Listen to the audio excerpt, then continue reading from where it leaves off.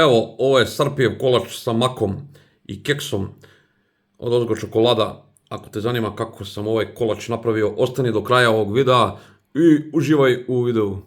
Evo šta nam je potrebno za ovaj fenomenalni kolač. Imamo ovdje buter, maslo, maslac, možete koristiti margarin. Znači ovo nije margarin, ovo je na bazi mleka. Margarin je na bazi ulja i to je jeftinija varijanta, tako da možete da koristite margarin. Ja ću koristiti malo ovu skuplju i malo, kažu, zdraviju varijantu. Znači, koristit ćemo nekih 200 grama ovog maslaca ili putera. Imamo ovako 200 grama mlevenog maka. Imamo 350 grama nekog mlevenog keksa. Najbolje bi bilo da je mlevena plazma, ali nije. Ovo je neki jeftiniji mleveni keks. 100 grama pšeničnog griza. 150 grama šećera. Imamo pola litre vode. Imamo 200 grama čokolade. Ovo ćemo da istopimo kasnije. Čokolada za kuvanje ili kakao, tabla ili kako se već naziva, svejedno je. Treba nam jedna šerpa gdje ćemo da sipamo ovu vodu. Znači stavit ćemo pola litre vode u šerpu. Stavit ćemo 150 grama šećera odmah u tu šerpu. I stavit ćemo 150 grama ovog maslaca isto u šerpu. Ostavit ćemo 50 grama, to ćemo kasnije da istopimo sa ovom čokoladom. Evo, stavili smo šerpu na šporet da se ovo rastopi. Ovo je maslac sa šećerom u ovoj vodi. To ćemo sad da sačekamo, sad ću da uključim aspirator.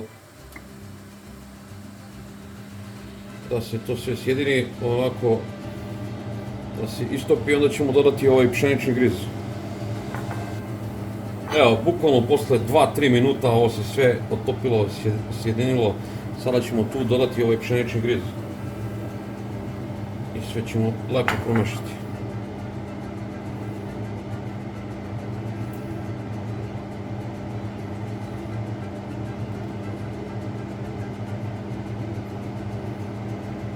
Bukvalno ćemo 1 minut možda da ovo malo prokuva. Da nema nekakvih grudvica, da se to lepo sjedini. I to ćemo sad da sklonimo sa vatre.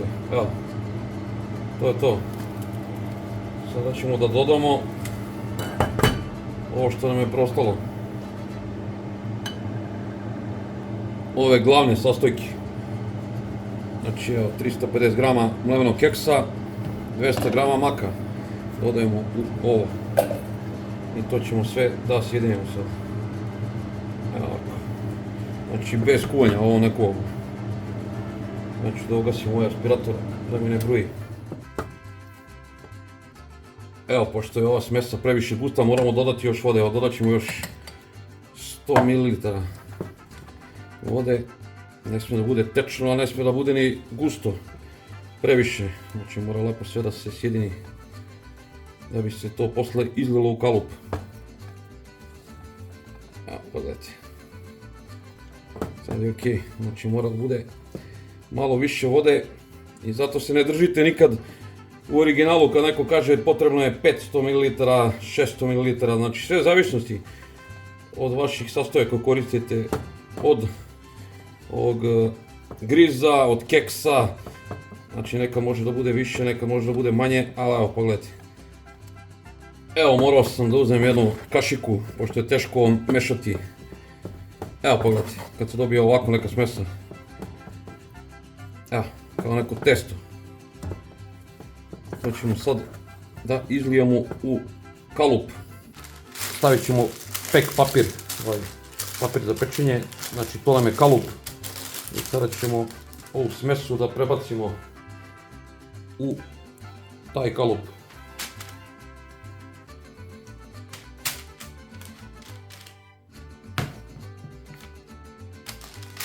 Oblikujemo, probajte, pre nego što izručite ovaj kalup, ako vam nije dovoljno slatko vi dodajte još šećera, različiti su ukusi, ja sam rekao 150 grama, ali ja sam sam još malo dodao šećera, jer ja volim onako poprilično slatko, tako da ako ne volite mnogo slatko, 150 grama vam je baš dosta. Znači ipak nije bilo pola litre vode, ovdje je bilo 600 ml, tako da nemojte da se držite, što se kaže, recepta ko pijan plota, nego treba da imate ovako neku teksturu. Znači dodajte slobodno više, ali po malo vode, znači ne smije to da bude tečno. Evo sad topimo čokoladu. Ne mogu da vam opišem kako se mak i čokolada osjećaju po cijeloj kuhinji. Fantastično, ko voli mak, prava stvar. Evo, bukvalno za par minuta će ovo biti istopljeno.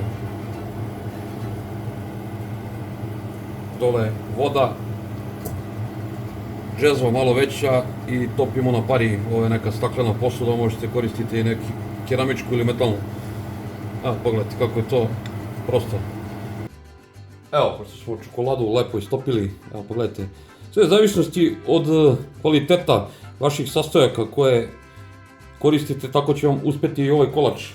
Ja, nažalost, ovdje sam koristio neku kakao tablu. Bolje da sam kupio možda crnu čokoladu ili neku kvalitetniju čokoladu za kuvanje. Ovo je više onako jeftinija varijanta, ali zato mjesto maslaca, mjesto margarina ubacio sam maslac, tako da sve je to neka karma. Sada ćemo to da prelijemo odozgo, da napravimo tu glazuru. Lepo da premažemo ovaj kolač. Pa ćemo to da ostavimo par sati da se lepo stegne. Verite mi, ovo nikad nisam pravio, ovo je prvi put ja da pravim. Tako da, uglavnom sve ove recepte na kanalu koje gledate, mnoge pravim često, a mnoge prvi put pravim. Ovaj kolač nisam nikad pravio, tako da i mene zanima, pravo da vam kažem kako će da uspe. Znači ja nađem recept na internetu, malo ga modifikujem. Ako mi se nešto ne sviđa, u tom receptu gledam sam da nešto ubacim. Tako da ovaj recept sam pronašao naravno na internetu. Promenio sam samo neke svoje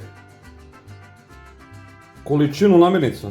Jer zavisnosti za koliko vi to pravite, znači ja pravim evo za ovu jednu posudu. Ako hoćete da pravite manje, onda naravno proporcionalno smanjite i količinu tih sastojaka. Malo ja to prodrmam. Pa ćemo da je degustiramo za nekih par sati. Evo, stegao se kolač, napravio sam malu grešku što nisam mogao da čekam pa sam stavio u frižider i onda se pojavilo ovo belo ko kad čokolada vam smrzne ili kada je stavite u frižider, tako da evo, sada ćemo to da isečemo da vidite kako ovaj kolač izgleda. Evo, otprilike na ovako neke delove ćemo da isečemo, pa ćemo vam pokazati poprečni presek i to je to. Evo ovako, mislim da su ok komadi. Evo ovako da vidimo kakav je kolač ispalo. Evo pogledajte kako kašikicom se lepo.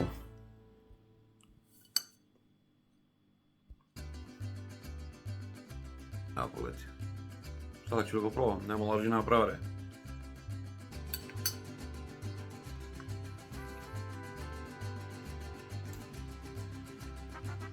Mogu da vam kažem da mi se baš sviđa. Jedino šta bi ja promenio u ovom receptu, stavio bi neki kvalitetniji keks, na primjer plazma keks.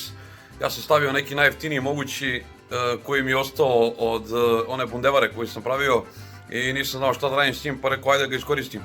Iako je to jeftiniji keks, ali zato sam ubacio maslac malo kvalitetniji. Znači šta bi uradio, ubacio bi kvalitetniji keks i ubacio bi neku kvalitetniju čokoladu, znači neku pravu čokoladu, pošto je ovo neka kakao tabla, znači nije to to. Tako da što se tiče ukusa i teksture, ovo je fantastično, verite mi. Možda bi ubacio možda neko suvo voće, možda neko suvo grožđe, ili odozgo možda posuo ovu čokoladu sa, na primjer, kokosovim prašnom ili seckanim orasima ili nešto tako, ali igrajte se u kuhinji, probajte. Ako vam se sviđa ovaj recept, lupite like, komentarišite ovaj video, napišite mi odakle me gledate, iz koje države, iz kog grada, to mi baš znači. Ako vam se ovo sviđa, vidimo se onda u nekom od sljedećih videa, puno pozdrava, Carpija.